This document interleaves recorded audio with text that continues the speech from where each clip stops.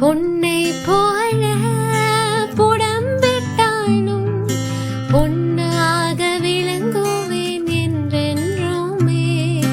பொன்னை போல புடம்பிட்டாலும் பொன்னாக விளங்குவேன் என்றென்றுமே.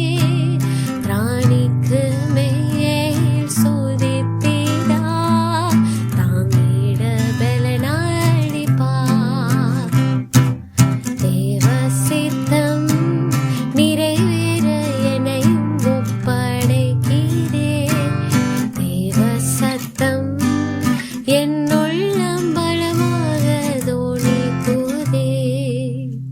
Praise the Lord. கர்த்தரும் இரட்சகருமாகிய இயேசு கிறிஸ்துவின் நாமத்தில் உங்கள் யாவருக்கும் என் அன்பின் வாழ்த்துக்கள். ஒரு அருமையான பாடலை கேட்டோமாம். நம்முடைய வாழ்க்கையில தேவனுடைய பரிபூர்ண சித்தத்துக்கு நம்மை ஒப்புக் கொடுப்பதுதான் தேவன் நம்மிடத்தில் எதிர்பார்ப்பது. ஆம், நாம் ஒப்பு கொடுக்க தேவன் எதிர்பார்க்கிறார். அவர் ஒரு நாளும் வலுக்கட்டாயப்படுத்துவதில்லை. நாமவே சுயாதீனத்தோடு ஒரு முடிவு எடுக்க வேண்டும். ஆண்டவரே, என் சித்தத்தின்படி அல்ல உம் சித்தத்தின்படி வாழ என்னை ஒப்புக் கொடுக்கிறேன் என்று சொல்லுவோம். அதுதான் தேவன் விரும்புகிற ஒரு மகிமையான பாதை. ஒருவேளை தேவ சித்தத்துக்கு நாம் ஒப்பு கொடுத்து போகும்போது அதில் வருகக்கூடிய கடினமான அனுபவங்கள், கடினமான பாடுகள், சோதனைகள் நம்மை அழிப்பதற்கு அல்ல, நம்மை உருவாக்குவதற்கு, நம்முடைய மதிப்பை கூட்டுவதற்கு, தேவன் வைத்திருக்கிற கனத்தையும் மகிமையும் பெற்றுக்கொள்வதற்கு அது ஏதுவாக இருக்கும். பிரியமானவர்களே, 1 பேதுரு 1:7 இப்படியாய் சொல்கிறது, அழிந்து போகிற பொன் அக்கினியினாலே சோதிக்கப்படும், அதை பார்க்கலும் அதிக விலையேற பெற்றதா இருக்கிற உங்கள் விசுவாசம் சோதிக்கப்பட்டு இயேசு கிறிஸ்து வெளிப்படும்போது உங்களுக்கு புகழ்ச்சியும் கனமும் மகிமையும் உண்டாக காணப்படும்.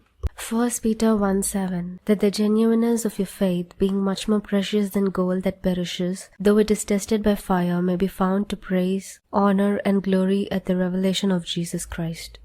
ஆம் பிரியமானவர்களே, இன்றைக்கும் கூட நீங்கள் கடந்து போகிற பாதையில் உங்கள் விசுவாசம் சோதிக்கப்படுவதைப் போல காரியங்கள் வந்தாலும் உங்கள் விசுவாசத்தை விட்டுவிடாதீர்கள். அந்த விசுவாசத்தை கர்த்தர் கனப்படுத்துவார், மகிமைப்படுத்துவார். அதற்குரிய நாட்கள் நெருங்கிக் கொண்டிருக்கிறது.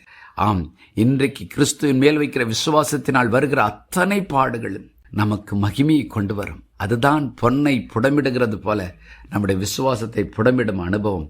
ஆண்டவர் சொல்கிறார், சகரியா தீர்க்கதரிசன புஸ்தகம் 13:9 இப்படியே சொல்கிறார், அந்த 3ஆம் பங்கை நான் அக்கினிக்குட்பட பண்ணி வெள்ளியை உருக்குகிறது போல அவர்களை உருக்கி பொன்னை புடமிடுகிறது போல அவர்களை புடமிடுவேன்.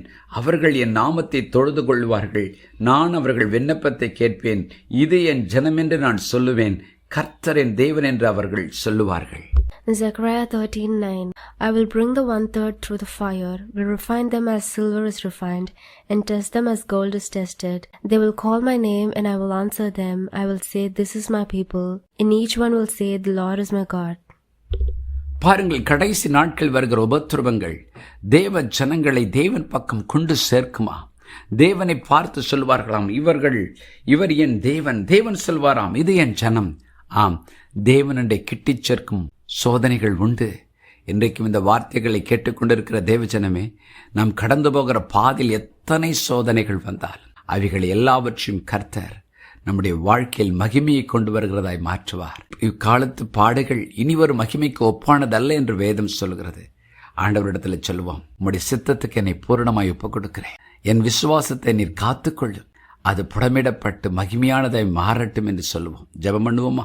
பரலோக பிதாவை, என்னோடு இணைந்து ஜெபிக்கிற ஒவ்வொருடைய வாழ்க்கையும் உம்முடைய திருவுல சித்தத்துக்கு நாங்கள் ஒப்புக் கொடுக்கிறோம். அப்பா, எங்கள் சித்தம் அல்ல, நீர் எங்களை எந்த வழியில் நடத்த வேண்டும், எப்படி நடத்த வேண்டும் என்று திருவுளம் கொண்டிருக்கிறீரோ உம்முடைய சித்தத்தின்படி எங்களை நடத்த எங்களை ஒப்புக் கொடுக்கிறோம். எங்கள் சரீரங்களை ஜீவ பலியாக கொடுக்கிறோம். எங்களுக்குரியதை எல்லாவற்றும் இடத்தில் ஒப்புக் கொடுக்கிறோம்.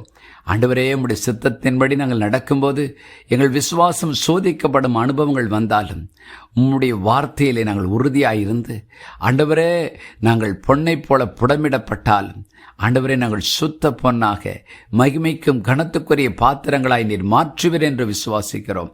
என்னோடு இணைந்து ஜெபிக்கிற ஒவ்வொருடைய விசுவாசமும் மகிமையுள்ளதாய் நீர் மாற்றுகிறதற்காய் ஸ்தோத்திரம். உம்முடைய மகிமையை நாங்கள் பெற்றுக்கொள்ளும் நாட்கள் சமீபத்து விட்டபடினால் விசுவாசத்தோடு உமக்கு நன்றி செலுத்துகிறோம். இயேசுவின் நாமத்தில் பிதாவே, ஆமேன்.